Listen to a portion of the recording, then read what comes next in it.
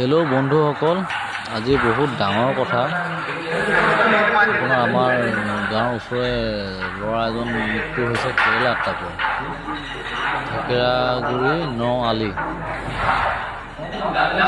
বহুত হয়। চাওক কিদৰে তেওঁক পানীৰ পৰা উঠাই আনিছে, আপোনালোকে চাওক। আৰু কি ক'ম, ইয়াততো আৰু দুখৰ কথা ক'বলগীয়া নাই। লগৰে হয়, মোৰ গাড়ীত দুখ পোৱা এটা লগৰে হয়। এতিয়া কি বুলি ক'ম, ক'বলৈতো আৰু বিশেষ ইমান নাজানো কথা ক'বলৈ, কিন্তু তথাপিতো আপোনালোকৰ আগলৈ আগুৱাই দিছোঁ। চাওক মানুহৰ জীৱনটো কেনেকুৱা, আপোনালোকে চাওক। মানুহৰ জীৱনটো কাৰণে মানুহে কেতিয়াও কাকো অহংকাৰ হিংসা কৰিব নাপায়, ঠিক আছে। মিনিকত আছে, মিনিকত নাই, এইবিলাকে মানুহ জীৱন। চাওক কেনেকৈ তুলি আনি মেলি ইয়াত এতিয়া কালিলৈ পৰহিলৈ জ্বলাই দিব ইয়াত।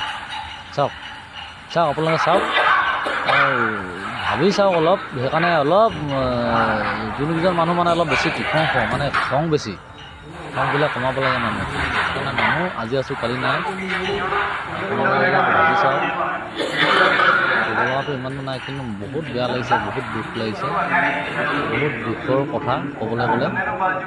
আমাৰ এজন ককাই এতিয়া ইতিমধ্যে হেৰাই গৈছে, আৰু তেওঁ নাই যেতিয়া আৰু হেৰাইছে বুলি ক'বই লাগিব।